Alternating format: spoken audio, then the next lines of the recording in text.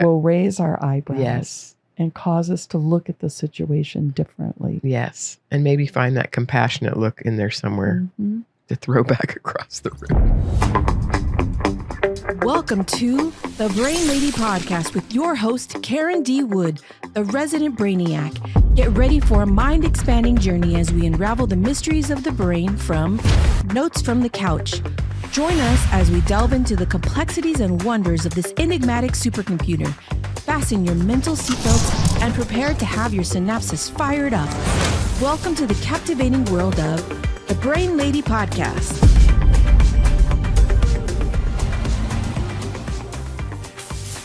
Welcome back to the Brain Lady Podcast. My name is Karen D. Wood, and we started this podcast to talk about things that happen in a session of a therapy session. We're filming today in the podcast lair with our very famous editor, Phil Villanueva, and we are doing part 2 of a very special podcast series. I introed it, the first one, with a time in my life, 2005, where our son was in some dramatically big trouble, spent a year in juvenile hall, and I found a counselor for him, and that took me to what was then the Aesthetic View Institute. We've renamed it since then, and I met these marvelous ladies, one of whom is here today for part 2. And this is my dearest friend, Robyn Beer. And she moved to Texas on me, which caused me a lot of grief. Took me about 2 years to not cry, just thinking about it. And she's visiting for a couple of weeks. So I said, come do a podcast with me. So we are here to say, hey, you are a master coach of certifying people in the clear thinking method. So we thought we'd start this podcast off with some questions after the last podcast. All right, we have some questions here from the Brain Lady Podcast audience and those who kind of have some issues they've been dealing with. And one is saying that they have a need to always feel like they need to be perfect. And they feel maybe it's from when they're little, they felt like they could not please mom and dad. How can they relieve that pressure and process it and navigate it and not project those perfection on her kids and break that cycle? So how do we take a perfectionism that may have come from childhood and not project that to our own children? It's a great question. What would you say? That is a good question. Anytime you have something that came out of your own childhood, you can see the picture of yourself as the child. Mm-hmm. And unfortunately, we carry that picture into adulthood. We are still the child. The tapes, now I age myself with that term, the recordings keep playing of you need to be perfect, for instance, into your adulthood. And you don't see yourself as an adult with the ability to do it differently. You see yourself as that child, still getting chastised and still being told it has to be perfect. And you're actually often trying to protect your own children from those same criticisms, only now they're coming out of your mouth. So you're trying to make them perfect so that they don't get in trouble. Just like you didn't get in trouble if you could be perfect. And yet there's no perfect in this world. There was one perfect man and we killed him. Ouch. So what I have people do in relationship to the 4th step thinking sequence is notice your tension as that child. Mm. Where did you just lock up because of that constant berating of you're not perfect, be perfect. Then look at yourself. What did you look like as a child? What did your hair look like? What did your and you have to take that camera out from behind your eyes and put it out here like a third-party observer and look at yourself. How did you wear your hair? What were your clothes? How tall were you? What was the look on your face? How old were you? How big were your parents compared to how small you were? And what's the outcome of staying in that picture? Put that picture aside. Now, What do you look like today? You're no longer a child. You're an adult. How tall are you? How do you wear your hair? What is the look on your face?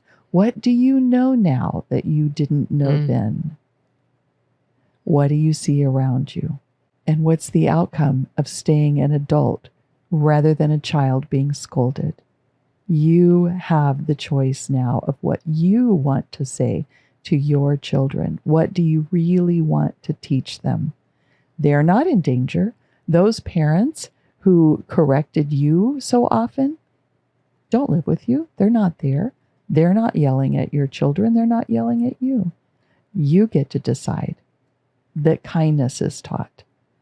Whatever you want to teach them, you get to decide. Those parents of yours are no longer in control. So what's the outcome of staying in that state of mind? Now, where's your tension? And there's a gift of the mind where the mind says, I sound just like my dad, or I sound just like my mom.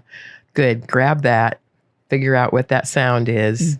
What would I look like if I had more kindness in the moment? So you can kind of join that perfectionist call. This person says they notice that you are a person of faith.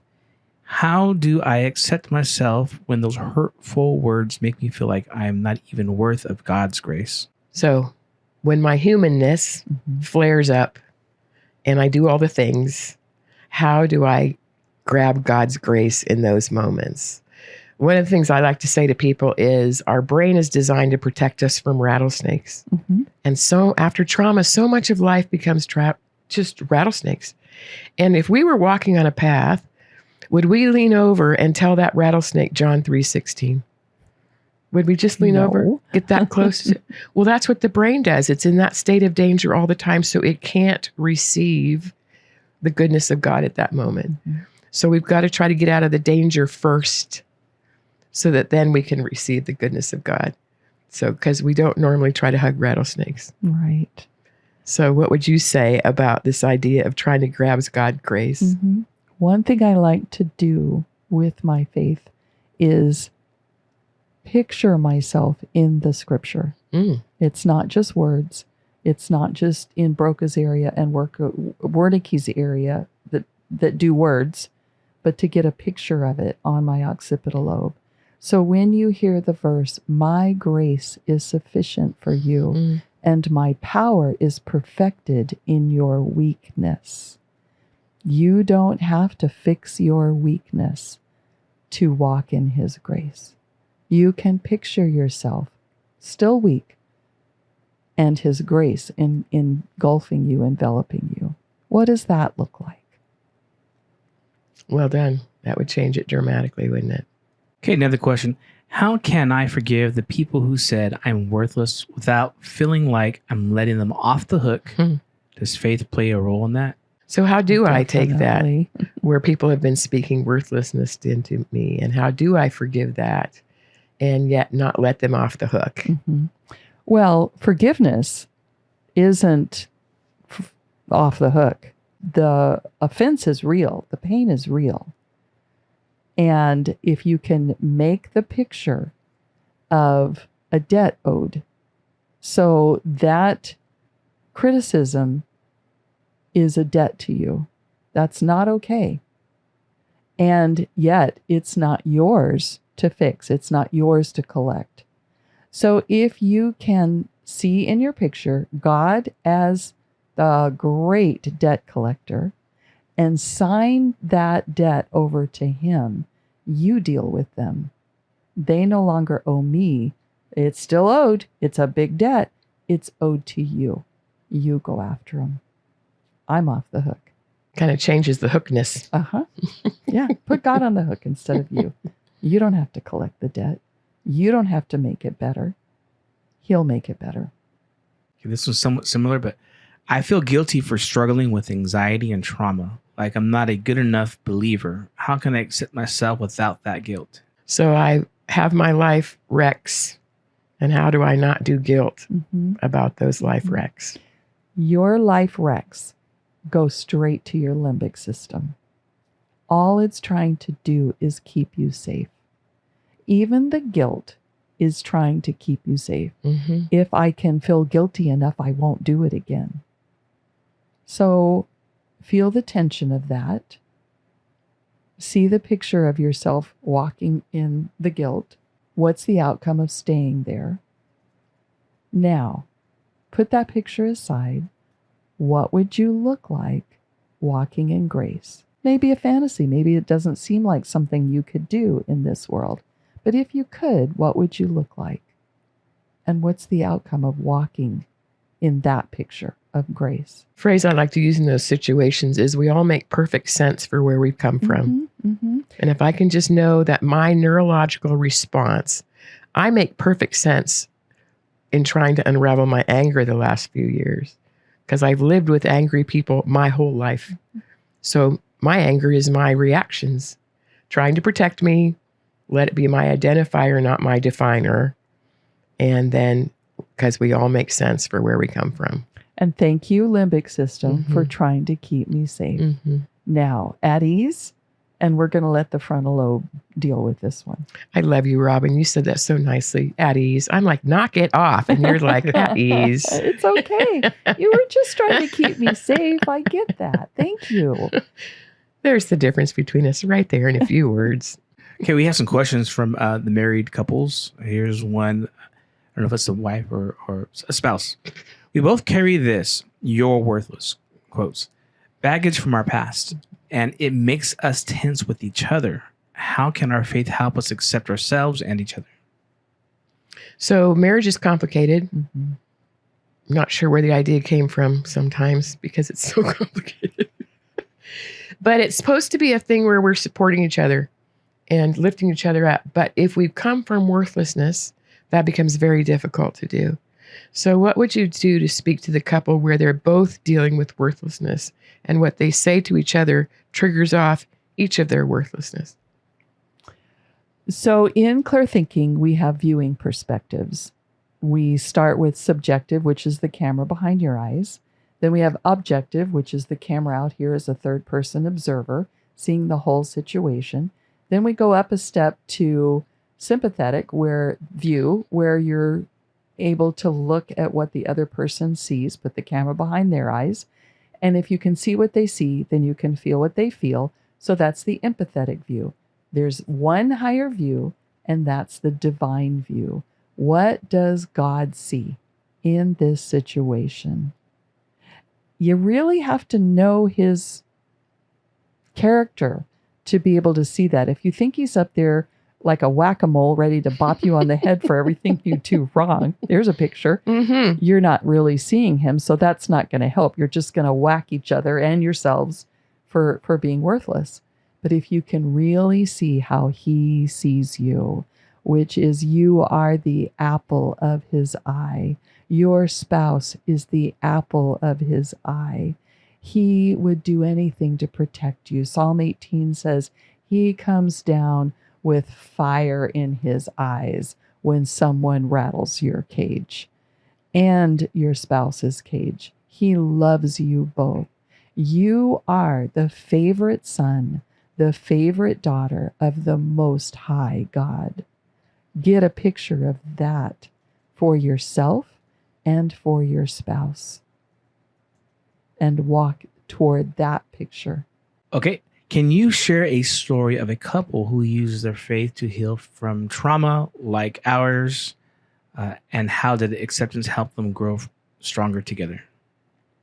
A story of a couple in faith, and how did that acceptance help them grow stronger? Running around my brain. Yeah, say, you work with couples more than I do. I do work with a lot of couples. I think I have a couple who is going through a real hard thing with one of their kids. And so the child knows how to manipulate each one of them. It's quite skilled, 9 years old, at pulling them apart. And I think they're realizing that when they feel that pull causing them such animosity toward each other and pulling them into the pit, I think they're realizing they can say, if I had God's strength at this moment, how could I deal with it? Because it's complicated, because you got the kid over there and you got the other couple person. So you've got this I think they're learning to say, if at this moment I could grab God's strength, what would I look like? Rather than running to the past. You always do. He always says, you always, mama, knitter. And that brings up this thing we talk about a lot in clear thinking about the imperatives. Once I start using the always and the nevers and the can'ts and I won'ts, that's my signal that I'm hijacked and that my train is leaving the station. And if I could grab God's strength at that moment, if I can stop and take a deep breath at that moment, that deep breath and that long exhale is such a gift. Because if I take an inhale for 10 seconds and an outhale for 10 seconds, I've just bought 20 seconds to say, oh, Lord, please enter this situation. So that's what I think this couple's learning how to do, is grab God's strength in the situation where the little child is creating the turmoil. Because by 9, if you know how to do that, there's going to be some more interesting stories coming up, right? So yeah, grab God's strength at that moment. And you don't have a time limitation that says, I have to fix this now, though it feels like it. You have time to stop and take that inhale and give out that exhale and make your pictures before you speak. Okay. Are there specific things we might say, like, you're overreacting or calm down, that could make our anxiety trauma worse? What should be done instead? So what are our trigger phrases that we say to ourselves or other people? Calm down is one of the most famous ones. So if you are a 7 heading to an 8 and someone says to you, calm down, it's not going to work because now that's a danger phrase. If you are in a dangerous situation and someone says to you, you always do this, and their eyebrows are raised and they're cocking their head, forget it. You're just going to launch because your body's going to want to protect you. And so to find what those phrases are is really helpful. Because if we can know those, or remember our amygdala scans for danger, if we can know, I scan for that statement. I scan in my house for the danger of Russell saying, you are not enunciating clearly. Just rocket me. Because that's been dangerous so many times. So notice what the statements are that send us all off. And then use the grounding things to bring myself out of that danger. And even thank your amygdala, thank your limbic system for simply trying to keep you safe. It's not working, and yet your limbic system is trying. So thank you. And again, at ease, we'll let the frontal lobe have some blood flow so it can contribute to this. We keep falling into arguments where one of us shuts down when we feel worthless. What traps are we stumbling into? And how can we overcome, or our faith help us avoid them? So we have marriage with these patterns. The F's react in us each differently, and they create these patterns. And so how can we, I call it grabbing the F's with faith, is how can we use faith for all those other F's? So let's talk a little bit about just the different F's. So we're learning more about fawn, where we're completely shutting down. So long term. It's long term. Down. And it's hard to come out like that little fawn in the forest. It's relating to having to appease other people and stay out of the way. And so you talked already, and I think it's great the way you said it. What verses can I grab in my mind to sit in for a second that can give me strength? Can I just land on Psalm 121:1 for a second and say to myself, I lift up my eyes to the hills. Where does my help comes from? Because what a great way to help a fawn have the strength to stand up to face the situation. And do you see your eyebrows go up? Oh, all of me does. Yes. And it literally lifts you up, yes, right? It does. And so there were 2, and I don't have enough facts to quote anything here, but I do remember the research. There were 2 graduate students of anatomy at a university in Canada who were doing research on every muscle you use in your face to express every emotion. Unfortunately, they started with the negative emotions. And so make your mad face, and they wrote down all the muscles you used. Make your sad face. They were so down getting through those negative emotions that they almost couldn't finish the project. But once they got to the positive emotions, then they were euphoric, and they realize our faces don't just reflect our mood, our emotions. They actually contribute to them. Mm-hmm. So raising your eyebrows actually makes you feel better, makes you feel brighter. A lot of research on the lighter. smile, the muscles that take for Yes. a smile, and what that actually does Yeah. to the system, and how we mirror match each other for a frown or a smile. Right. Smile and the world smiles with you. Yes. It really works. Yes. And so in a marriage, if we can remember that Mm-hmm. when all the F's are taking over, remember which verse we can grab in that moment. Mm-hmm. That will raise our eyebrows. Yes. And cause us to look at the situation differently. Yes. And maybe find that compassionate look in there somewhere Mm-hmm. to throw back across the room. That's where I get stuck. I want to throw other things across the room. Okay, another question. We sometimes compare ourselves to other couples in our church, and it makes us feel worse. How can we avoid the trap and accept our own journey with God's help? So we're in a body of other people, Mm-hmm. and we see their situation, and we just think they've got it made. And I'd go into Judgeville for our For marriage. ourselves, yeah. Yes. First of all, you have no idea what their situation is by looking at them in Sunday Bingo. school. You know? Bingo. And so I think, again, to listen to what are the messages, what are the tapes, what is it setting off in my trauma responses? Right. If I can identify that loop, Mm-hmm. what the phrase is, and then address it with the facts, whether that's truth or not. That's one of the things the facts are so helpful about. Mm-hmm. And then figure out, what is this kicking off? That's where the boxes are so helpful. Ooh, it's kicking off my insecurity about how I look, where we are financially, what our kids are doing. I mean, when our kid got in big trouble and ended up in juvenile hall, I would sit in church and think, does anybody else in here have a kid in juvenile hall? I don't think so. And then I started not wanting to go, right? And then I spoke on that a few years later in our church and found out the number of women in there, 6 to 8, that have sons in prison for the rest of their lives. Mm-hmm. And we do not know what people are going through. That's right. That's right. So, And the second thing is, who defines you? Do Well then. other people's successes define you? That is only going to cause tension. So as you're looking for other people to define you, feel that tension rise. Where's your tension? How high is it? What do I look like good. in comparing myself? What's the outcome of comparing myself? Yeah, it's ugly. Do away with that. Now, what do I look like in acceptance of who I am by who really defines me, which is the one who created you? What does he see? What is his grace? What is his compassion for you? What do you look like as the favorite son and daughter of the Most High God? And what is it? What's the outcome of staying in that state of mind? Now, where's your tension? And pay attention to the music in church.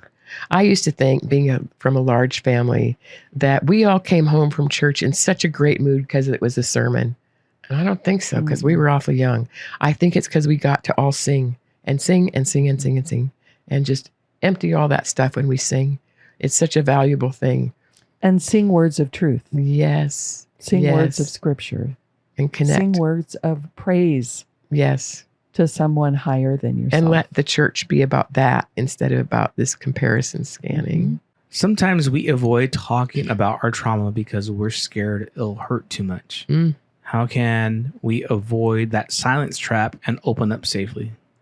So we've been through a lot of trauma. We have processed the trauma by locking it in that other room in our mind. And so how do we start opening that door?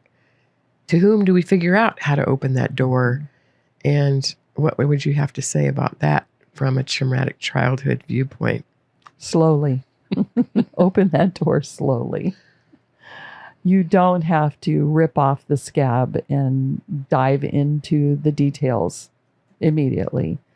And in clear thinking, I really encourage people who have had childhood trauma or adult trauma, veterans, don't just go for the trauma.